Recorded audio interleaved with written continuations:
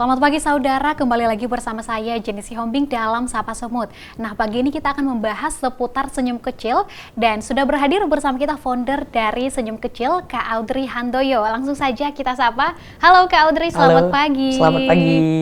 Kak Audrey ini selain menjadi founder, apa nih kesibukannya akhir-akhir ini? Kesibukannya lagi ngebangun bisnis F&B nih. Bisnis ya. Iya. Anak muda sekarang suka bisnis ya. Kalau ngomong-ngomong seputar senyum kecil, boleh dijelasin nggak, senyum kecil ini sebenarnya komunitas yang seperti apa sih Kak? Komunitas senyum kecil ini organisasi nirlaba yang bergerak di bidang pendidikan. Oke, di bidang pendidikan ya. Kakak nih selaku founder gitu, Senyum Kecil sendiri kan sudah didirikan pada tahun 2020 ya Kak? Dan kalau yang dari saya ketahui itu masih zaman-zamannya COVID nih. Betul, betul. Itu kenapa sih awalnya kepikiran mau mendirikan Senyum Kecil? Pertama itu mungkin sekedar mau berbagi aja sih Kak. Oh, berbagi aja? Jadi memang berkaca dari kita yang di kota ini, kebetulan founder kan ada 4, ada Haikal, Lala, Fadel. Di situ kami merasa pengen jalan-jalan sambil berbagi, tapi berbaginya tentang pendidikan, maksudnya alat-alat tulis, gini segala macam. Jadi kita main ke daerah Senagalawan. Jadi pertama kali kan cuma sekedar untuk ngasih bagi-bagi doang, Jadi di Senagalawan itu kita jumpa sama satu guru, nggak sengaja ini jumpa sama satu guru namanya Bu Bunga. Mungkin Bu Bunga inilah yang bikin kami jadi fokusnya ke pendidikan. Ada apa nih dengan Bu Bunga? Bu Bunga ini dia guru sukarelawan pas masa COVID itu kan anak-anak libur sekolah ya Kak. Yeah. Libur sekolah, jadi Bu Bunga ini selama masa pandemi COVID keliling ke rumah murid-murid secara satu-satu tanpa dibayar sepeser pun. Wah, apa nggak capek ya keliling rumah satu-satu? Itu memang ke setiap muridnya? Ke setiap murid yang diajarnya. Jadi dia merasa mungkin itulah bedanya kita yang di kota sama di daerah tuh tadi kan Kak. Maksudnya di daerah, mungkin kalau di kota adik-adik kita bisa Zoom yang punya akses cukup ya. Kalau adik-adik kita pedalaman lebih ke mereka nggak punya Android, mereka nggak punya Zoom ataupun akses internet ya Kak. Betul, jadi gurunya itulah yang mendatangin muridnya satu persatu setiap hari. Itu pendidikan formal atau memang sukarelawan, maksudnya belajar biasa aja? Kalau Bu Bunga itu kebetulan dia memang guru di daerah situ, jadi dia mengajarinya memang formal. Oke, formal ya. Tapi ini ngomong-ngomong nih, kan kakak tadi berbagi gitu ya katanya. Bagi-bagi buku, bagi-bagi pulpen sama anak-anak kecil. Itu biayanya dari mana awalnya? Kalau awal kali nih ya, kalau awal Senyum Kecil mungkin dari kita berempat dulu, founder. Setelah itu gak nyangka juga kalau misalnya dari teman-teman dekat kami dan publik itu responnya sangat bagus. Jadi pada mau nyumbang, pada ngasih buku, mungkin donasi uang untuk kami alokasikan untuk kegiatan Senyum Kecil. Berarti ini sebenarnya target sasaran dari Senyum Kecil ini sebenarnya anak-anak yang seperti apa sih Kak? Ada nggak sih target sasarannya gitu? Sebenarnya target khususnya nggak ada ya Kak. Lebih ke gimana ya bilangnya ya? Anak-anak yang putus sekolah atau yang seperti apa? Enggak. Sebenarnya selama Senyum Kecil ada, banyak juga sih yang kita tolong masalah putus sekolah apa segala macam. Karena kita ada program namanya Senyum Berpendidikan. Jadi kita bantulah adik-adik yang putus sekolah ini, kalau dia memang niat mau sekolah lagi kita bantu. Gitu ya. Iya. Berarti ini Senyum Kecil kegiatannya apa aja sih Kak? Boleh cerita nggak kegiatan Senyum Kecil apa aja? Kegiatan Senyum Kecil itu ada 4. Ada Senyum Berbagi. Senyum Berbagi itu mungkin kita lebih ke Jumat, bagi-bagi sedekah Jumat. Nasi, makanan, sembako. Ya. Kalau misalnya teman-teman ada yang mau menitipkan donasinya sama kita, kasih ke panti asuhan gitu juga bisa. Ada Senyum Pendidikan. Senyum Pendidikan itu macam tadi, ketika adik-adik kita tahu nih, adik-adik di pedalaman kita ada yang putus sekolah, yang ada keterbatasan biaya, kita bantu. Itu bantu dalam segi apa nih? Dalam mungkin tentang pokoknya yang tetap berbau dengan pendidikan sih Kak, mulai dari baju sekolahnya mungkin, gitu ya? Uang sekolahnya kalau misalnya ada SPP-nya itu kita bantu pasti. Selain itu ada program apa lagi di Senyum Kecil? Senyum Kecil itu ada Senyum Mengajar. Oh, Senyum Mengajar. Senyum Mengajar. Senyum Mengajar itu tapi ada dua, ada Senyum Mengajar jangka pendek sama jangka panjang. Apa nih bedanya? Kalau jangka pendek itu misalnya kita kan kalau misalnya ke daerah yang jauh, misalnya ke Lokawar atau kemana, itu kan kita datangnya cuma sekali ya. Oh, oke. Jadi jangka pendek itu lebih ke langsung soft skill gitulah yang kita ini kan maksudnya langsung praktek. Kalau jangka panjang ini kita datangnya secara berskala ke tempat tersebut. Gitu. Seperti sekarang ini lagi sedang berjalan juga di daerah Belawan, kita bikin senyum jangka panjang di sana. Di daerah Belawan, di daerah mana? Kampung Nelayan. Kampung Nelayan. Kampung Nelayan. Itu kegiatannya ngapain aja sih di sana? Kalau Senyum Mengajar ini lebih karena sebelumnya kan aku survei nih ke sana. Oh, survei dulu ya? Iya, jangka panjang pengajaran kita ini pun baru pertama kali di Belawan. Oh, maksudnya baru pertama. ini proja pertama kami yang di Belawan ini. Kenapa di sana? Aku juga nggak nyangka ya sebelumnya. Belawan itu kan juga belum jauh kali dari kota Medan. Iya, benar. Belum jauh kali, tapi ternyata akses pendidikannya sulit. Sesulit itu, maka bahkan sekitar 50% anak-anak itu putus sekolah. Oh iya. Lebih mementingkan kerja ikut orang tuanya berlaut daripada sekolah. Karena mungkin karena biaya, karena kampung nelayan ini kan kita harus nyebrang naik kapal dulu untuk sampai di kampungnya. Jadi mungkin karena kekurangan uang atau ini adik-adik memilih untuk nggak sekolah. Jadi Senyum Kecil merasa Belawan belum jauh kali nih dari Medan, jadi kita bikinlah Senyum Mengajar jangka panjang ini di sana dengan pengajaran Kalistung. Baca tulis hitung. Karena gitu. di sana di Belawan ini anak SMP pun belum tentu pandai baca. Oh iya. Karena padahal belum terlalu jauh udah dari SMP loh, Kak. Iya.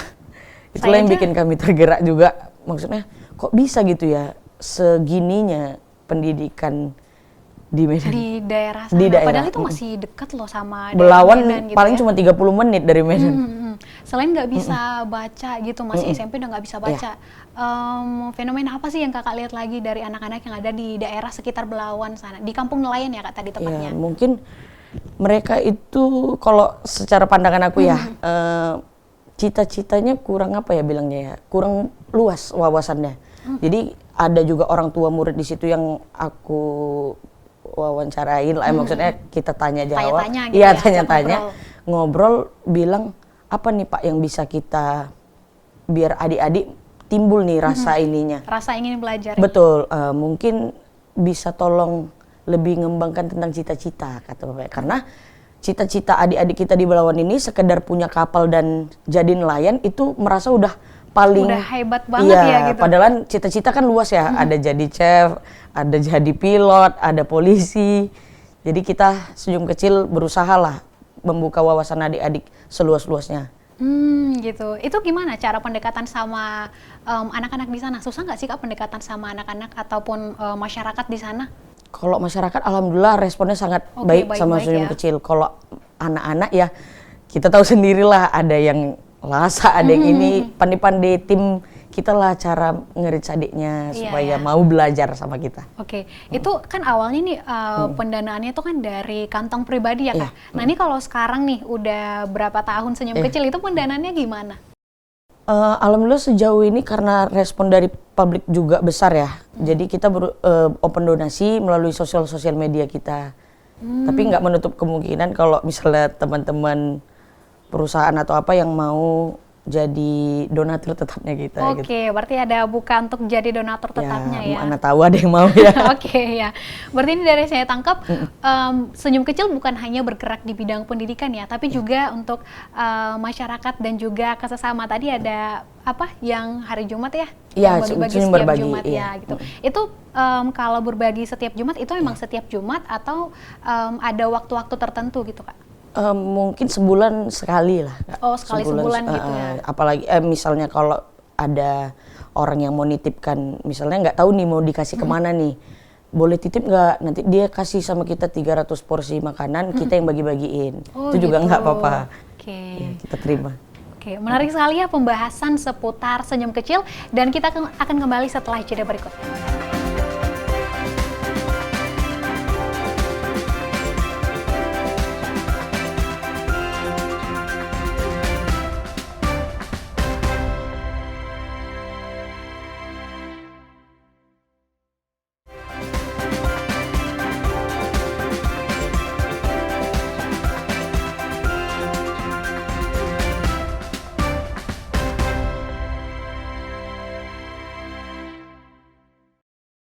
Saudara, kembali lagi bersama saya Genesis Hombing dalam Sapa Semut dan kita akan membahas lebih dalam mengenai senyum kecil. Oke, Kak Audrey, kita kembali lagi ke pembahasan yang tadi. Ini berarti Kak Audrey waktu memulai nih menjalankan senyum kecil itu umur berapa sih, Kak? Umur 21 ya? 21 ya? Oke. Iya. Berarti kalau dihitung-hitung kayaknya tuh masih umur-umur masih mahasiswa ya gitu? Iya, betul. Oke. Ini apakah orang tua pada saat itu mendukung atau sempat nggak sih kayak orang tua, udah nggak usah, kamu fokus bisnis aja lah gitu? Kalau orang tua alhamdulillah ya Kak, kalau orang tua aku pribadi mendukung kali. Bahkan setiap kali ya? Senyum kecil agak jarang buat kegiatan nih malah ditanya, kapan kegiatan senyum kecil gitu. Alhamdulillah sih Kak. Ayah bunda sangat dukung. Sangat mendukung ya? Sangat mendukung. Berarti secara langsung orang tua memang ikut berkontribusi Kak dengan senyum kecil juga? Bisa dibilang iya sih. Oke ya, gitu. Nah, boleh nggak cerita, ada nggak sih kayak pengalaman-pengalaman yang menarik atau mungkin berkesan nih dari senyum kecil? Cerita aku mungkin ini sih. Pernah ke daerah Ketangkahan. Jadi senyum kecil itu kan sering lebihin goodie bag yang kita bawa gitu kan. Jadi isi goodie bag itu kebetulan kan tentang isinya peralatan-peralatan tulis, menggambar segala macam. Jadi begitu kita lagi foto-foto nih di jembatan, ada segerombolan anak-anak lewat baru mandi sungai gitu. Kita kasih, mereka tanya nih sama kita, isinya ada apa aja Kak? Isinya ada apa aja? Aku bilang isinya ada buku gambar, peralatan tulis, buku gambar. Habis itu mereka tanya, buku gambar itu apa? Wah, mereka nggak tahu buku gambar? Iya, aku langsung di zaman yang serba canggih dan modern ini masih ada adik-adik kita yang nggak tahu buku gambar yang nggak tahu gitu. buku gambar dan krayon gitu. Terus itu gimana ngajak anak-anaknya gitu? Ya kalau kemarin tuh lebih ke langsung terdiam sih kita sama teman-teman ya, maksudnya ya pokoknya ini nanti dikelir diwarnain ya ininya, oh untuk ini ya oke, gitu-gitu dia. Mereka cuma gitu-gitu aja? Iya, karena memang ternyata memang nggak tahu betul buku gambar tuh apa gitu. Berarti kalau dari yang kakak lihat nih, kegiatan anak-anak di sana tuh biasanya ngapain aja sih? Kalau anak-anak di pedalaman ini sering memang main bantu orang tua sih Kak. Paling iya ya? Berkebun, kalau misalnya daerah Belawan nelayan ikut melaut gitu. Berarti kebanyakan anak-anak memang ikut diajak melaut ataupun berkebun ya sama orang tuanya begitu. Tergantung daerah yang kita datangin. Ada cerita menarik lagi dari senyum kecil selain di Tangkahan ya Kak tadi? Kalau cerita menariknya mungkin banyak ya. Oke. Tapi yang lebih banyak nih di nelayan ya, kampung nelayan. Kalau di nelayan ini mungkin mereka karena kebiasaan nggak sekolah ya. Jadi kalau di jangka panjang ini kan kita lebih fokusnya memang mengajar yang ada di sekolah, yang nggak mereka dapetin, kalistung, baca tulis itu. Kadang ya suka tantrum anak-anak lah, mencak-mencak, nggak mau ini, lompat tiba-tiba berenang. Waduh, ada yang tiba-tiba berenang? Itu gimana sih narik anak-anak kayak gitu? Alhamdulillah tim kita juga kok bisa ya tiba-tiba macam mendadak jadi orang tua. Pada bisa sih Kak. Pada bisa ya gitu. Caranya memang ngajaknya sambil main sih. Yang paling ampuh sejauh ini ya. Sambil main ya? Sambil bermain, sambil belajar. Games apa aja sih yang paling disukai sama anak-anak di sana? Paling tebak gambar. Gitu-gitu yang memang betul-betul berinteraksi langsung sama orang itu. Gitu. Untuk saat ini ada berapa sih anggota di Senyum Kecil, Kak?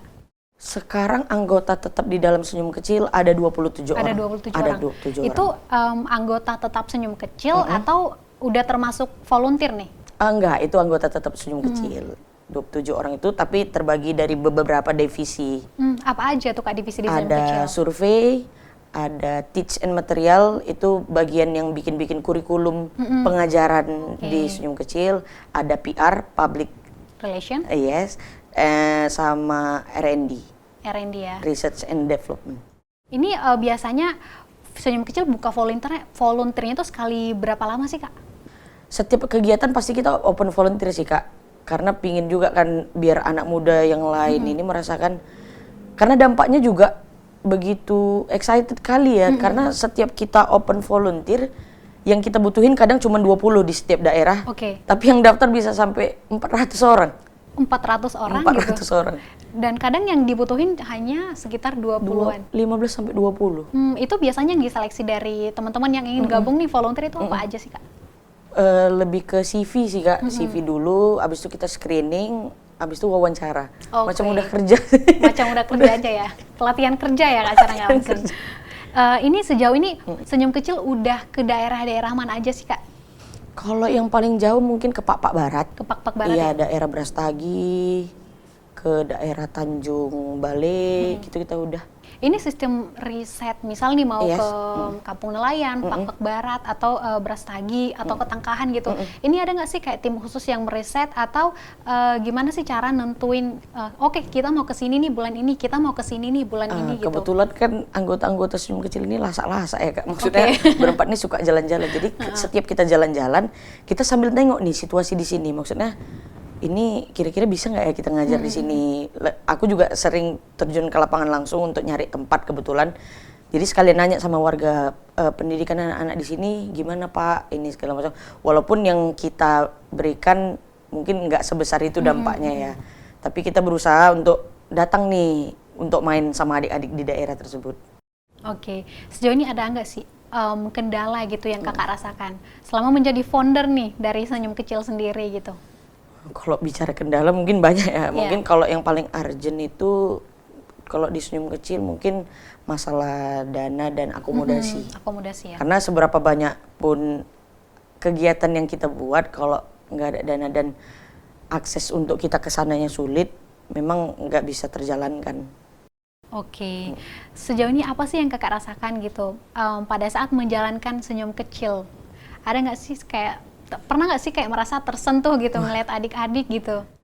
Ya mungkin tersentuh pasti ya Kak. Mungkin itu juga yang bikin kami semangat berjalan sampai sekarang. Karena menengok dari kita yang di kota yang serba ada, serba aksesnya gampang. Jadi makin semangat gitulah untuk gimana ya cara bantu adik-adik kita yang di pedalaman ini. Kita berusaha juga untuk nge-reach pemerintah lah supaya bisa berkolaborasi untuk adik-adik yang ada di daerah. Oke, berarti udah pernah menjalankan kolaborasi dengan pemerintah ya? Sejauh ini belum sih sebenarnya. Belum ya? Belum. Cuman untuk mencoba kolaborasi itu sudah ya? Karena seberapa pun usaha kita untuk bantu adik-adik, kalau pemerintah juga nggak turun tangan, macamnya sama aja gitu. Biasanya kolaborasi seperti apa sih yang Kakak pengenin nih dari pemerintah gitu untuk adik-adik? Karena macamnya kita terjun langsung gitu kan, bicara sama warga. Memang untuk akses baru-baru ini Senyum Kecil juga sering sih diundang gitu, Kak boleh nggak main ke daerah saya gitu. Oh, ada yang undang juga? Ada gitu. Beberapa ada gitu. Kami baru-baru ini namanya ke Gunung Lauser. Di bawah Gunung Lauser itu dia undang kita ke sana. Dia mau nunjukin lah seberapa susah akses anak-anak untuk ke sekolah. Kita datang ke sana nggak bisa bawa mobil, harus naik kereta trail gitu. Itu pun karena ada sekolah alam observasi orang hutan itu yang menyediakan trail. Jadi akses kita ke sekolahnya lebih cepat naik kereta gitu itu 25 menit, jalannya sangat hancur. Jadi adik-adik ini kalau mau ke sekolah harus naik getek gitu Kak. Getek itu ini macam sampan yang terbuat dari papan gitu. Adik-adik setiap mau ke sekolah harus naik itu selama kurang lebih 45 menit sampai 1 jam untuk ke sekolah. Jadi agak kami merasakan, iya kok masih ada yang kayak gini gitu. Benar-benar perjuangan banget ya untuk bisa sampai ke sekolah masih pakai perahu kayak gitu. Oke. Menurut Kakak nih, apa sih pandangan Kakak Ini kan sekarang udah zamannya yang serba cepat ya gitu, serba digital gitu. Tapi ternyata kita masih lihat banyak anak-anak yang mungkin putus sekolah atau sulit gitu mendapatkan akses pendidikan. Apa sih pandangan kakak terkait hal ini?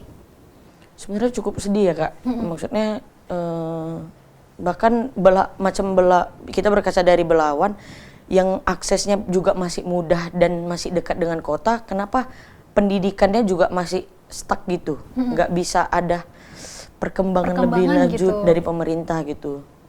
Gitu ya. Lebih banyak sedihnya sih kak kok di sini. Ya karena kita betul-betul merasakan apa yang dirasakan orang itu gitu. Oke, terakhir nih kak dari saya. Kira-kira apa nih pesan dan juga harapan untuk Senyum Kecil ke depannya untuk anak-anak Indonesia? Semoga kalau untuk Senyum Kecil, semoga Senyum Kecil terus ada ya kak. Sampai kami tua mungkin. Anak-anak mudanya lebih punya rasa saling ngebantu lagi. Ya. Ada nggak sih kak target gitu yang ingin dicapai dari Senyum Kecil untuk kedepannya nanti gitu? Kalau target pasti insya Allah pinginnya sih tiap kota tuh ada ya kak. Di Jakarta, di Bandung itu. Pengennya maksudnya nanti Senyum Kecil pengennya berkembang ya, ada di Medan, pasti, ada di Jakarta, dan doanya sih berkembang. Lainnya juga macam tagline kita lah, grow more to help more. Oke, menarik sekali ya pembahasan kita. Makasih Kak Audrey Handoyo sudah berhadir di Kompas TV hari ini. Nah, saudara itu dia tadi pembahasan terkait Senyum Kecil dalam Sapa Sumut pagi ini. Saya Jenny Hombing mewakili seluruh kru yang bertugas pamit undur diri dari hadapan Anda. Sampai jumpa.